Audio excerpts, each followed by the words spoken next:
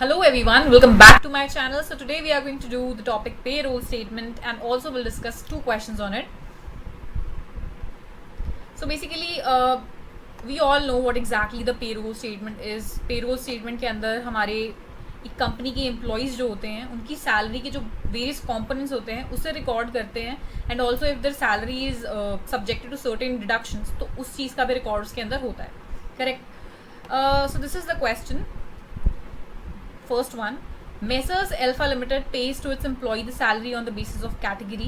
Fine. The gross salary of an employee consists of basic salary plus dearness pay plus DA, HRA, TA and CCA. The GPF and IT are the two deductions. The component of salary are computed according to the following terms of contract of service. Fine. Rules for the payment of basic salary, TA and CCA are as under. Fine.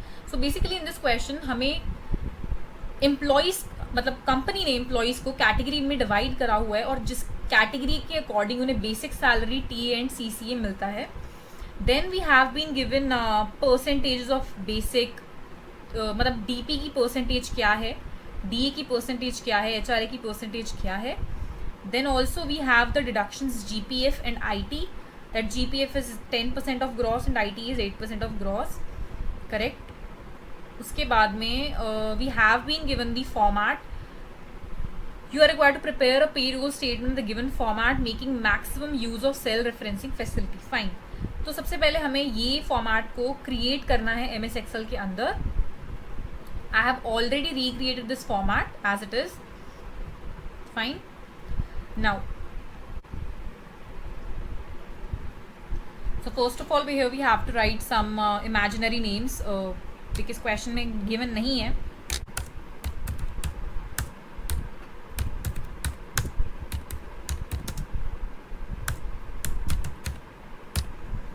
Now category. So in the question we have been given A, B and C category.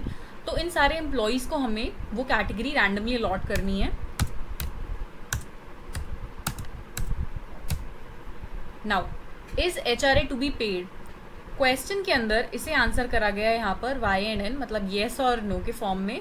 इसका मतलब है कि company decide करती है कि कौन से employ को एच आर ए पे करना चाहिए या नहीं. So basically what we need to do is we have to create a drop down of yes and no. तो डेटा टैब में जाएंगे and will go to data validation, select list, source में जाके we'll type Y comma N. So here we got the drop down. Now we can just drag this down and हमारे पास सारे sales में drop down आ जाएगा. इसमें मैं no select कर रही हूँ एंड इस वाले में भी नो. फाइन. अब आते हैं हमारे सैलरी के कंपोनेंट्स जिसकी इन्फॉर्मेशन हमें क्वेश्चन में दी हुई है.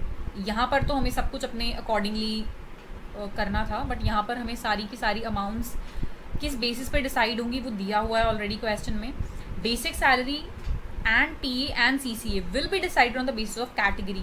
जो हमें यहाँ पे सबसे पहले टेबल दिया हुआ है वो category wise basic salary D A और सी सी ए को कैसे डिस्ट्रीब्यूट करना है वो दिया हुआ है. सबसे पहले इस टेबल को हम लोग एक्सेल में रिक्रिएट करेंगे.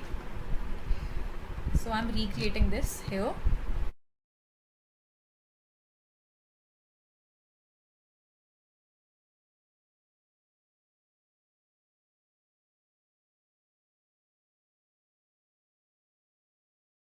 So we are done with the table. Now what we are going to do is we are going to use the VLOOKUP function in basic TA and CCA. I have already told you कि कैसे हम लोग VLOOKUP function use करते हैं. VLOOKUP function का purpose क्या होता है लोन एंड लीज वाले जो हमने वीडियो किया था उसके अंदर मैंने ऑलरेडी एक्सप्लेन करा हुआ है. तो हम लोग VLOOKUP फंक्शन को यूज़ करेंगे. यहाँ पे will type VLOOKUP. The lookup value is the category comma then we will select the table array. इस टेबल एरे को सेलेक्ट करेंगे. Will fix it, put comma and then since the basic salary is written in the second column तो 2 press करना है and then close the bracket. Now we will drag this formula और हमारे पास सब category wise basic salary आ गई है. The same thing we are going to repeat in TA as well.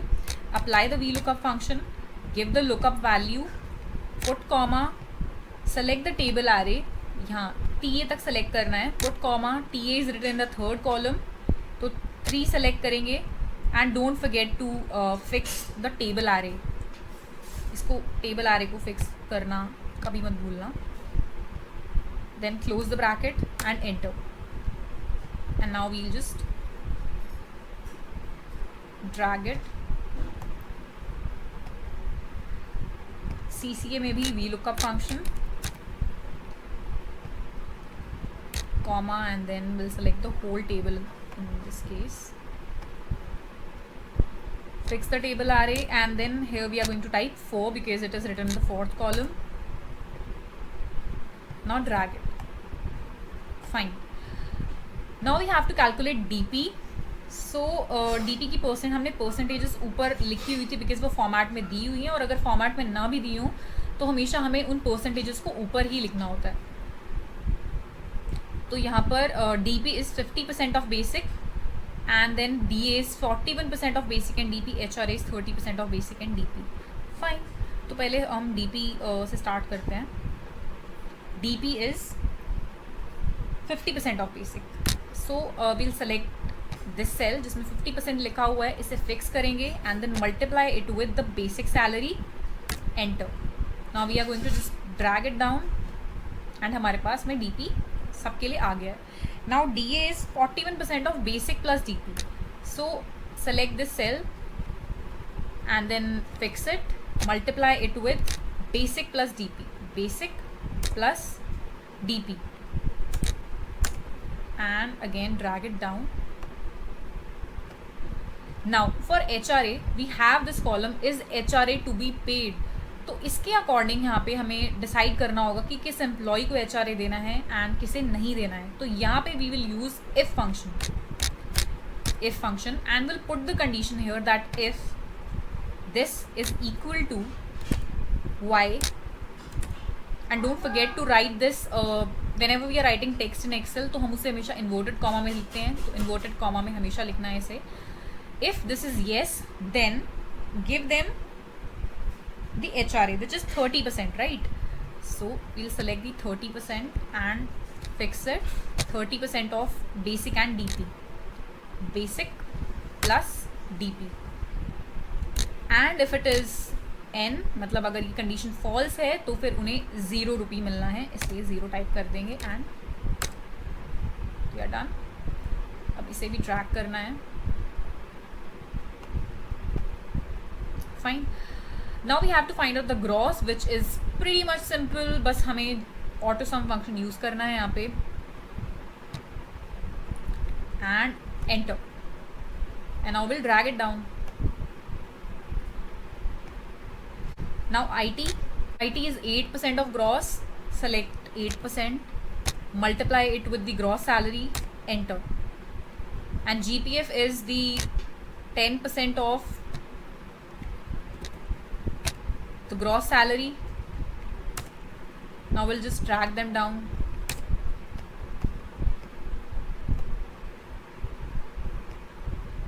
Fine. I guess we could have done कि हम यहाँ पर एक ही बार फॉर्मूला लगाते हैं, उसे एक ही बार ड्रैग कर दे, टाइम सेव हो जाता है उससे. नाउ टोटल डिडक्शन, इसके लिए भी हम ऑटो सम यूज़ कर लेंगे. Enter. And the net salary is gross minus total deduction. तो यहाँ पर हम लोग फॉर्मूला लगा देंगे gross minus the total deductions. Enter. Now will just drag them down. Fine.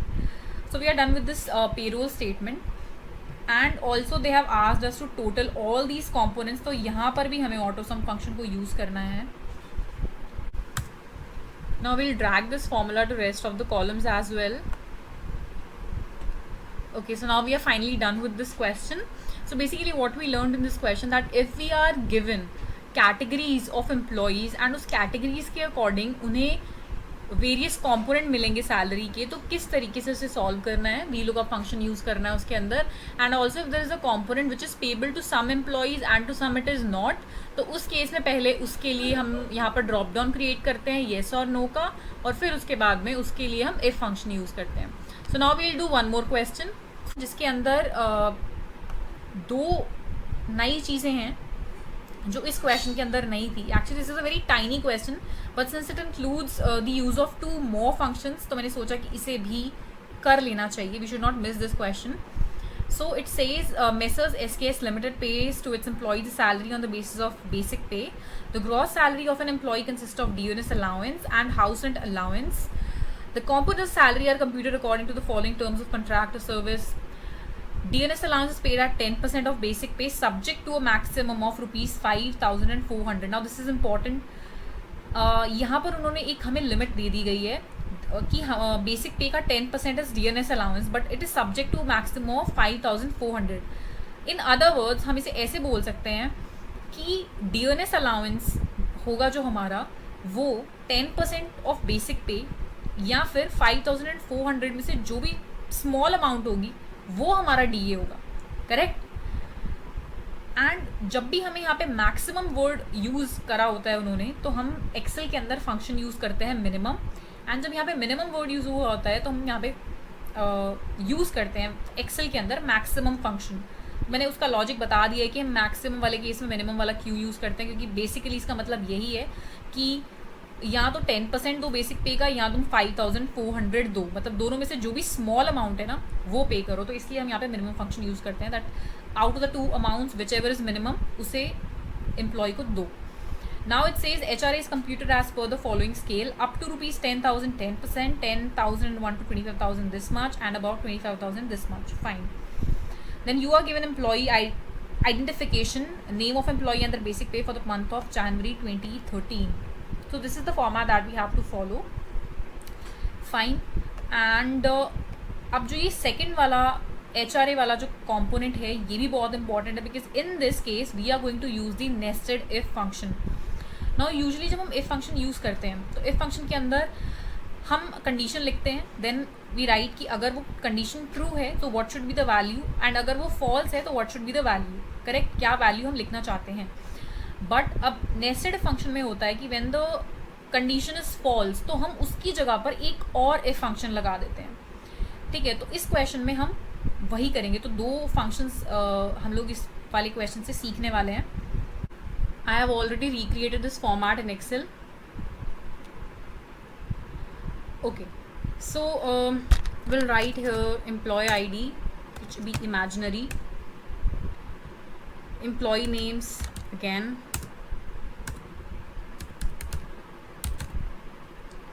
Now in this question we have not been given the basic salary, so हमें यहाँ पर basic salary को भी assume करना पड़ेगा.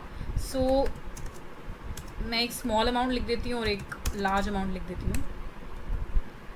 Now it says DA is 10% of basic pay subject to a maximum of rupees 5,400. So here we have to use the minimum function. पहले मैं यहाँ पे लिख दूँ 10%. Fine. Now we have to type MIN and then press tab. Now we have to mention the two numbers जिसके अंदर मतलब जो इन दोनों में से जो भी मिनिमम नंबर हो वो यहाँ पर आ जाए. तो पहला नंबर है 5,400 and the other number is 10% of the basic pay and enter.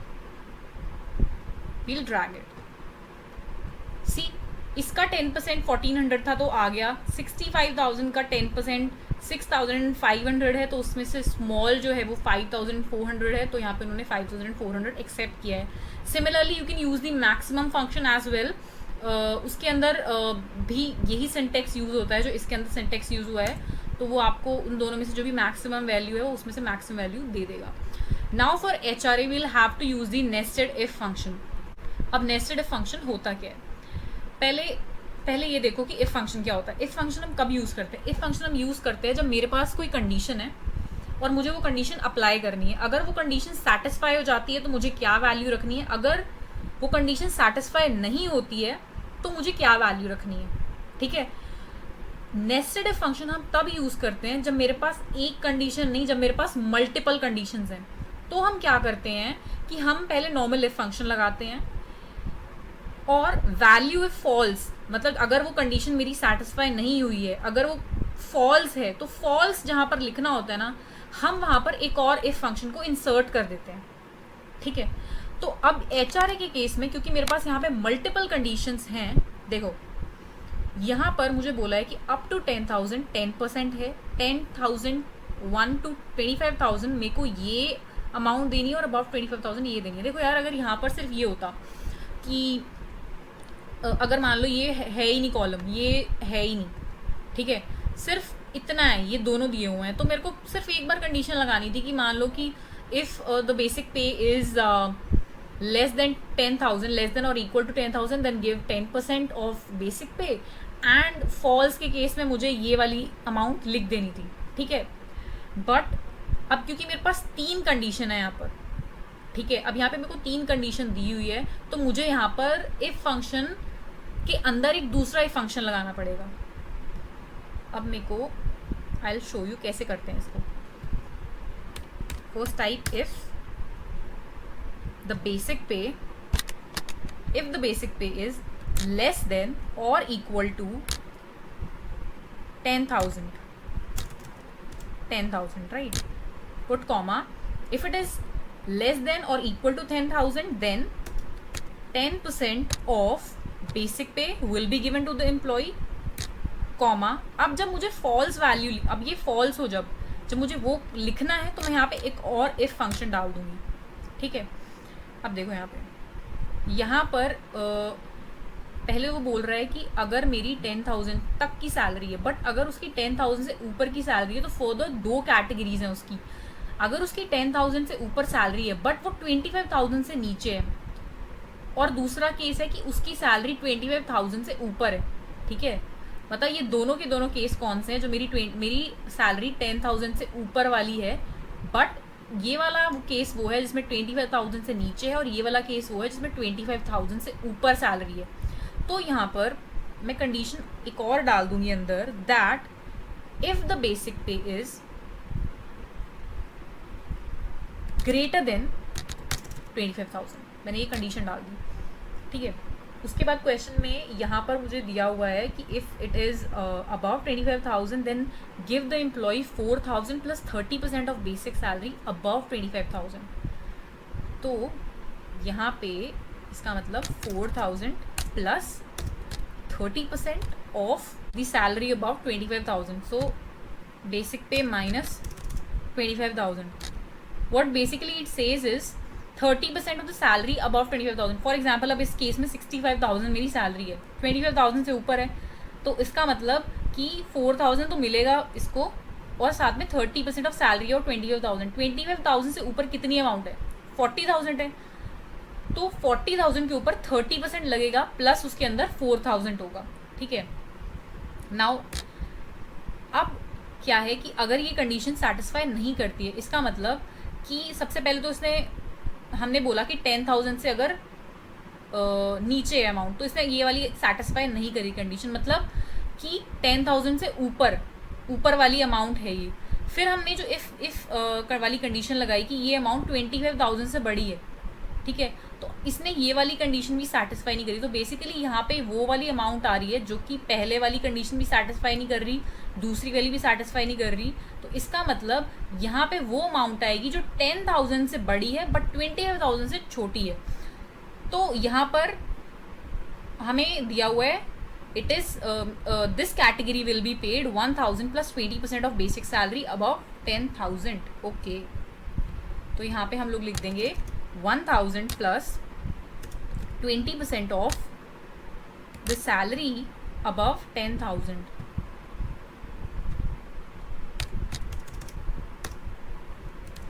and then we will close this if function, और जो इनिशियली if function लगाया था उसे भी क्लोज कर देंगे। तो यहाँ पे हमारा HRA आ गया, and we will drag it down. Whenever you are using the nested if function, don't forget to close जितने भी if function लगाए उसे close करना मत भूलना, it's very important। तो हमें यहाँ पे हमारा HRA मिल चुका है।